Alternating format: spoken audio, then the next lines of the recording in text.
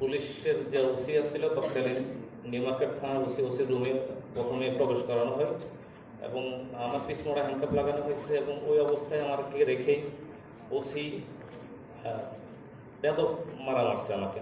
আমার হাত পায়ের অবস্থা খুব খারাপ হয়ে গেছে, বিশেষ করে হাত ফেটে গেছে, হাতেও গ্লাস দিয়ে আমার এগুলো করা হয়েছে। কোনো মানে প্রথমে নিয়েই মারছে আর কি। তো 2 দিন আমাকে রিমান্ডের আগে 2 দিন আমাকে মারছে থানায়। আমি 23 তারিখ সন্ধ্যায় থানায় আমাকে অ্যারেস্ট করছে, থানায় নিয়েছে। তারপরে 25 তারিখে আমাকে কোর্টে প্রেরণ করছে। তো দুঃখজনক বিষয় হচ্ছে আমার অবস্থা খারাপ দেখে আবার 7 দিনের রিমান্ড চাইছে তারা। তো 7 দিনের জায়গায় আদালত আমার অবস্থা দেখে 5 দিন দিয়েছে। দুঃখের বিষয় হচ্ছে এটা।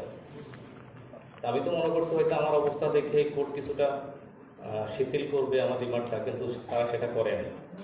আসলে নির্যাতনদের কি প্রকার হতে পারে সেটা মনে হয় যেন যারা যায় না বা যারা নির্যাতনের শিকার হয়নি তারা বলতে পারবে না। আমার হাত পা হাঁটু আমাকে 10 থেকে 12 জন এসআই পা দিয়ে ধরে রাখছে চেপে, এবং ওসি নিজে মারছে প্রথম থেকে। এবং তার পরবর্তীতে রিমান্ডের একদিন পরে আমার অবস্থা মানে মানসিক অবস্থা খুব খারাপ হয়ে গেছিল। বিশেষ করে যেহেতু 4 দেয়ালে বন্দী, একদিকে নির্যাতন, অন্যদিকে মানসিক নির্যাতন, বিভিন্ন প্রেশার দিচ্ছে। তা আমি গ্রেপ্তার হওয়ার পরে কিন্তু আমার পরিবার আমাকে কোর্টে তোলার দিন হয়তো কেউ একজন আমার ভিডিও, আমি দেখি নাই কেউ, আমার অবস্থা এত খারাপ ছিল আমি দেখি না, কেউ একজন ভিডিও করার পরে আমার আত্মীয় স্বজন সহযোদ্ধারা আমার সম্পর্কে জানতে পারছে যে আমি অ্যারেস্ট হয়েছি। এটা হচ্ছে আমরা জানি যে সাধারণত কেউ যদি অ্যারেস্ট হয় পুলিশ তার পরিবারকে ইনফর্ম করে যে আপনাদের অ্যারেস্ট হয়েছে, ওর জামিনের ব্যবস্থা করে। দুঃখের বিষয় হচ্ছে আমার যখন রিমান্ডের আবেদন করছে আমার শুনানি করার মতো কাউকে পাইনি, কারণ আমি জানিও না। তো যাই হোক, 2 দিন পরে আমার অবস্থা খুব মানসিক অবস্থা খুব খারাপ হয়ে গেছিল। পরে আমরা এই পাকে আমার বাসায় ওদের কাছে নাকি ইনফরমেশন ছিল যে আমার কাছে অস্ত্র আছে। আমার বাসা ফুল তসমস করে ধরছে, অস্ত্র পাইনি। আমি বলছি দেখেন আমি অস্ত্রের প্রডিউস করি না। তারপরও ওরা এটা বিশ্বাস করার পরবর্তীতে আবার আমাকে বের করছে। আমার বিভিন্ন জায়গায় আমাকে বলছে যে তোর কাছে কি আছে, কোথায় অস্ত্র আছে, বিভিন্নভাবে খুব ভয় পাইছি। বিশেষ করে এত মারার পর আমার কাছে মনে হয়েছে অত প্রসপেক্ট অবস্থা খারাপ, দেশের অবস্থা খারাপ, অত প্রসপেক্টে মেরে ফেলে কিনা আমি খুবই আশঙ্কাজনক অবস্থায় ছিলাম।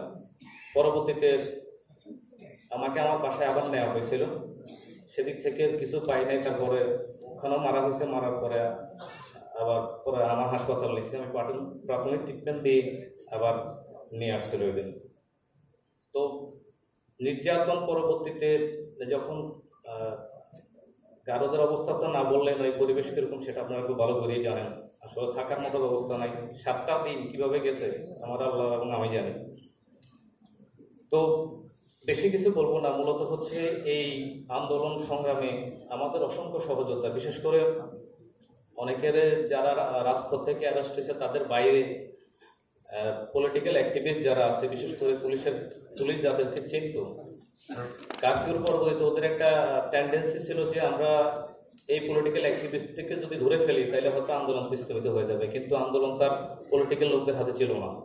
এটা সারা বাংলাদেশের সকল শ্রেণী পেশার মানুষের হাতে চলে গেছে।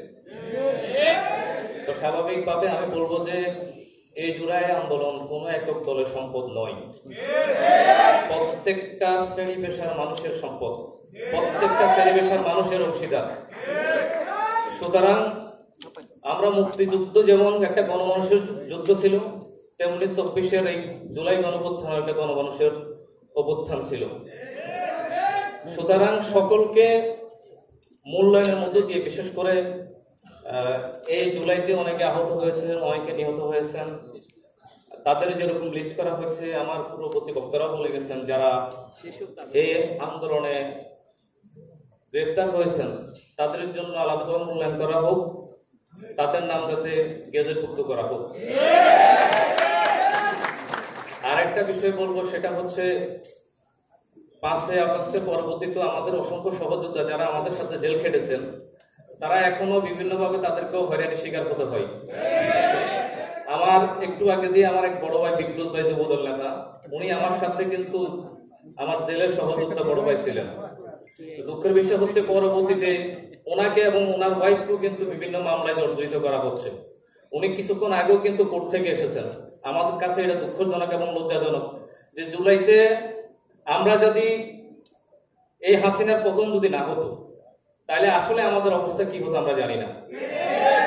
বিশেষ করে প্রত্যেকটা পুলিশ হত্যা মামলার আসামি আমরা হতাম, প্রত্যেকটা থানায় আমাদের নামে হত্যা মামলা হতো এবং এর পরবর্তীতে আমরা হয়তো কোন এক ক্রস করে মারা যেতাম অথবা আমাদের জীবনটা ওই জেলেই কেটে যেত। তো সুতরাং তাদের এই অবদানকে কোনোভাবে ছোট করে দেখার সুযোগ নেই। আমরা বলবো যারা কারাবন্দী হয়েছেন তাদের পক্ষে এবং তাদের জন্য আপনারা একটি সুন্দর পরিকল্পনা করবেন এবং বাস্তবায়ন করবেন। এ বলে আমি আমার সংক্ষিপ্ত বক্তব্য এখানে শেষ করছি। আল্লাহ হাফেজ। বাংলাদেশ জিন্দাবাদ, বাংলাদেশ জাতীয়তাবাদী ছাত্র জিন্দাবাদ। সকলকে ধন্যবাদ। আসসালামু আলাইকুম। অসংখ্য ধন্যবাদ। সম্মানিত উপস্থিতি, ছাত্র জনতার বৈষম্য বিরোধী আন্দোলন প্রতিহত করতে আওয়ামী লীগ সরকার নির্বিচারে নির্যাতন ও নির্মম হত্যাকাণ্ড চালায়। ছাত্র জনতার আন্দোলনের সাথে একাত্মতা পোষণ করে সরকারি বেসরকারি অফিস, বাজার, স্কুল, কলেজ সবখানে ছড়িয়ে পড়ে প্রতিবাদের আগুন, যার ফলশ্রুতিতে ঐতিহাসিক 5ই আগস্ট গণ অভ্যুত্থানের মধ্য দিয়ে পতন হয় স্বৈরাচারী শেখ হাসিনার শাসনে। এ পর্যায়ে বক্তব্য প্রদানের জন্য বিনীতভাবে আহ্বান জানাচ্ছি গণ অধিকার পরিষদের সভাপতি জনাব নুরুল হক নূরকে।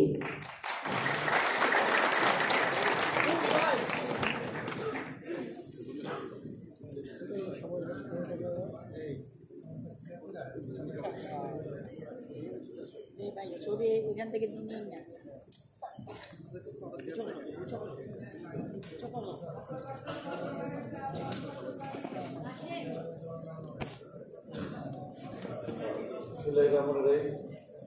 আজকে আইন বিচার ও সংসদ বিষয়ক মন্ত্রণালয় কর্তৃক আয়োজিত কারাবন্দীদের স্মৃতিচারণ প্রোগ্রামে উপস্থিত বর্তমান অন্তর্বর্তীকালীন সরকারের আইন বিচার ও সংসদ বিষয়ক মন্ত্রণালয় উপদেষ্টা, আমাদের সকলের প্রিয় শিক্ষক যারা আসিফ নজরুল, আমাদের মাঝে আরও উপস্থিত আমাদের মধ্যে অ্যাক্টিভিস্ট এবং আমাদের আন্দোলন সংগ্রামে সুখে দুটি পাশে ছিলেন।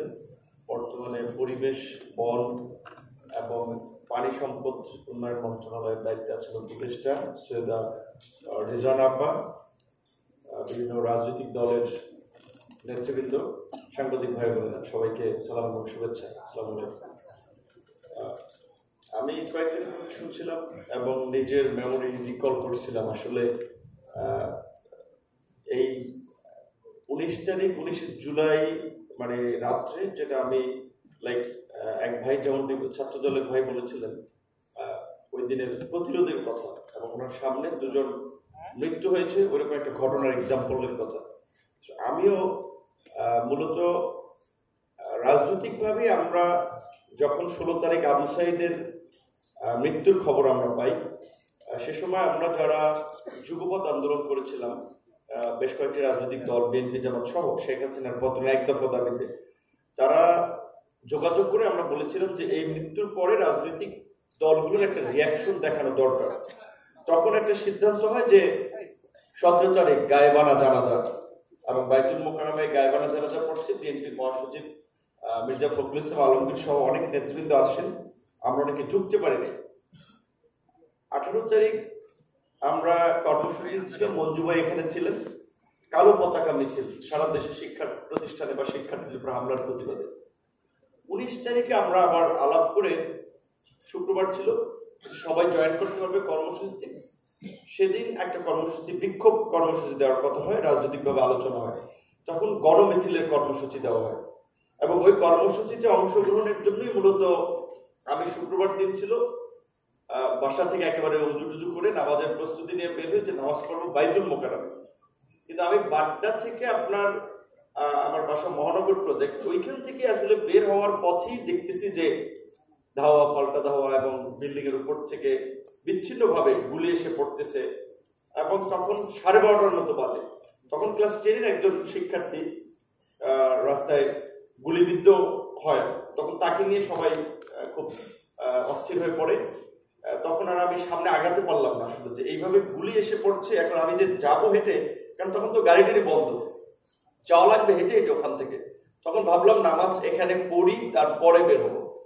ওইখান থেকে নামাজ পড়ে মূলত ওই দিন বের হয়ে হাঁটতে হাঁটতে মালিবাগ, আমার সাথে খালি একজন ছিল, যে সাধারণ পাবলিকের মতো হেঁটে যাবো, কয়েকজন পাশে থাকলে অনেকে বুঝবে যে এটা আমরা মাস্টার্স পড়া।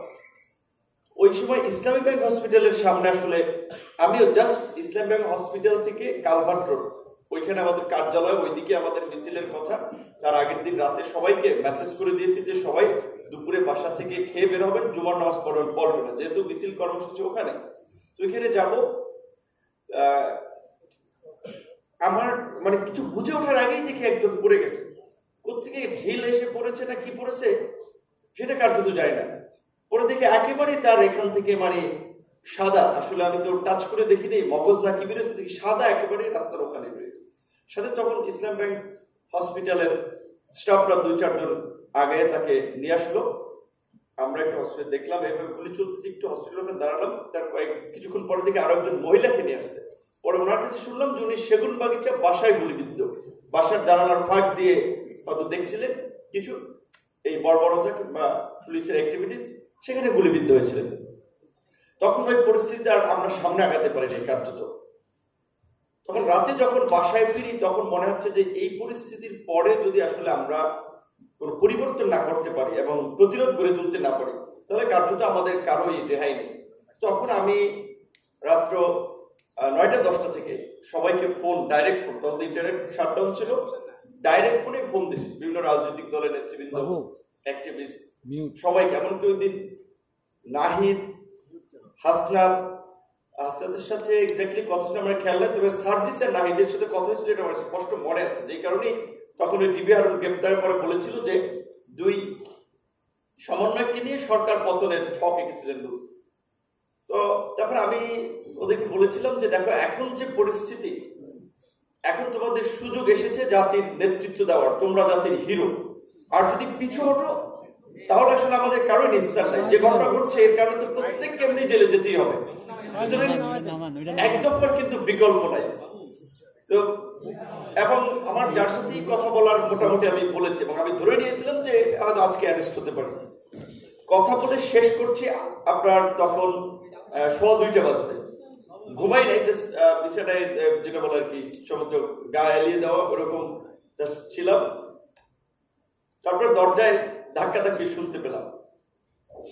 কিছু বুঝে ওঠার আগে, আসলে প্রস্তুতি নেওয়ার আগেই তারা একেবারে দরজা ভেঙে ভিতরে ঢুকে গেল। আর আমি তখন একটা ট্রাউজার পরা ছিলাম, এবং আমার বাসায় একটা, যেটা হয় আমরা একটু রাতে পুরানো কাপড় পরে ঘুমাই, একটা পোশাক ছিল, এবং আমার একটা ছোট বাচ্চা আছে। কারণ তো প্রস্রাব করে দেওয়ার ফলে আমার ফিল হচ্ছিল বাম পাশে এক সাইড একটু ভিজায়। তো আমাকে জাস্ট কি বলবেন যে আপনার শিকার যেভাবে ধরে, চিল যেভাবে সবল করে, ঠিক ওইভাবে এমনভাবে ধরছে এখানে একটা মানে টি শার্টের বলা চলে পুরো শার্টের একটা বাটন ছিঁড়ে গেছে। তখন আমি বললাম ভাই এটা একটু পড়ছে বসে, আমি একটু চেঞ্জ করে নিই। পরে আসলে এই কথা বলার পরে ওইখানেই কার্যত আমাকে, ওইখানে আমাদের বাসায় একটা অড্রপ আছে, ওটার সাথে এমন ভাবে ধাক্কা মেরেছে, মানে হচ্ছে মানে ওই গেট দিয়ে বের করার জন্য। বুঝছি যে ওদের সাথে আর কোনো কথা বললে শোনা হবে না। তখন আমার ওয়াইফ তো আমার হাত ধরে রাখছে, শরীর ধরে টানাটানি করতেছে। তখন আমি তাদের সান্ত্বনা দেওয়ার চেষ্টা করলাম যে আসলে কিছু হবে না, ওরা নিবেই, তো বি ইজি। এখান থেকে টানা হেঁচড়া করে বাসার নিচ পর্যন্ত আমি জুতা, পরে বলছি আমি জুতাটা পরে নিই। খুব রাফ ভাষা অনেক যেটা বলছে, খুব বলার মতো না, খুব জুতাও পরার সুযোগ দেয়, এক প্রকারের টেনে আসলে জাস্ট নিচে নামালো। প্রিজন ভ্যান না, আমি ততক্ষণ পর্যন্ত চোখ খোলা ছিল, আমি দেখেছিলাম র্যাব ছিল, তাদের সাথে ডিবি ছিল। আর সাধারণত নিয়ম যে যেখানে তারা অ্যারেস্ট করতেছে পুলিশও থাকে। তো গাড়ির মধ্যে উঠেই কিন্তু আমাকে জাস্ট একবারে কালো টুপি পড়াইছে। তখন আসলে আমার তো এই ধরনের এক্সপিরিয়েন্স হয় নাই। তখন আমি ভেবেই নিয়েছিলাম যে এমনি এই ধরনের পরিস্থিতি বিভিন্ন জায়গায়, বিল্ডিং এর ছাদ থেকে গুলি লেগে মানুষ মরছে, সো বোধহয় আজকে হয়তো শেষ দিন। হয়তো দেখা যায় ওরা গুলি করে মেরে বলবে যে মারা গেছে কোনোভাবে, কারণ ওই সময় তো টেলিভিশন, পত্র পত্রিকায় তারা যেভাবে বয়ান বা ন্যারেটিভ দিবে ওইভাবে তারা লিখবে।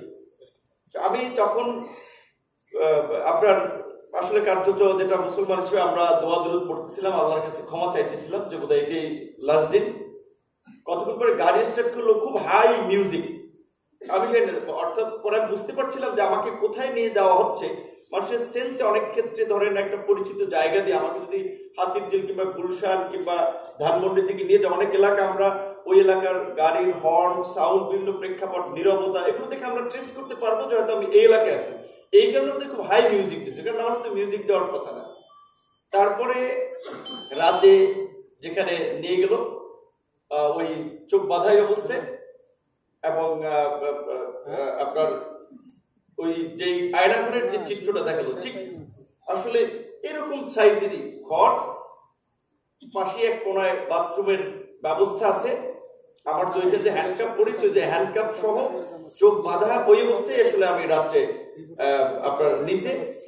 তারপরে কখন যে দিন হয়েছে আর কখন যে রাত হয়েছে সেটা কিছু জানি না, কিন্তু নেওয়ার পরেই আমাকে ওই জিজ্ঞাসাবাদের জন্য চেয়ারে, এটা তো থানায় না, কিন্তু এটা ওই যে নিয়েছে, কোথায় নিয়েছে আমি জানি না, ওইখানে খুব উচ্চ শব্দে আসলে অলওয়েজ আমার মনে হতো লাইক মেশিন চলতো, যেন বাইরের কোনো কিছু সম্পর্কে টের না পাওয়া যায়।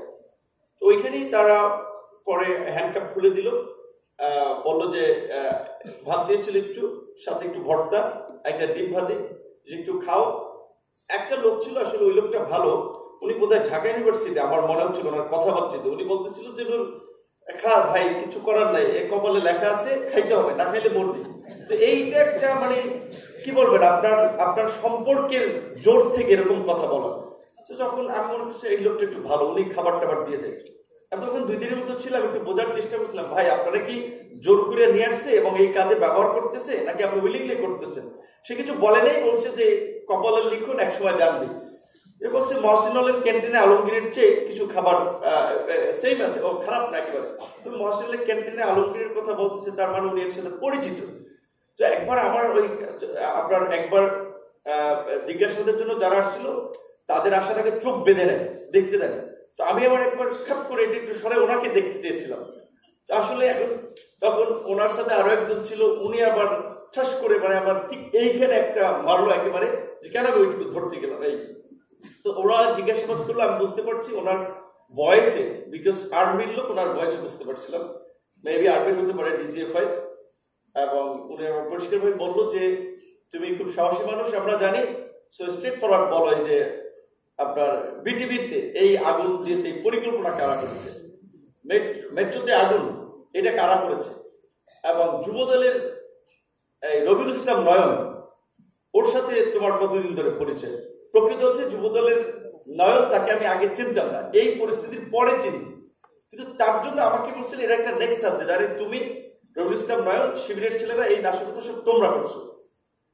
তো তাদের যেটা নিয়ম, আসলে কিভাবে কি করছে অনেক কিছু বলা যায় না, সিম্পল খেলে এইটুকু, আমি তো কখনো আমার হাত এভাবে বেঁধে পেছনে ঝুলাবো, পায়ের একেবারে এইটাতে পিঠা, এইটাতে, তারপরে আপনার এইখানে মাসেল এইখানে পিঠে, তারপরে সত্যি আপনার বছরের নিতম্বে এখানে পিঠে, ওদের একটা টেকনিক আছে তো কোন জায়গায় কি করবে, তারপরে এইখানে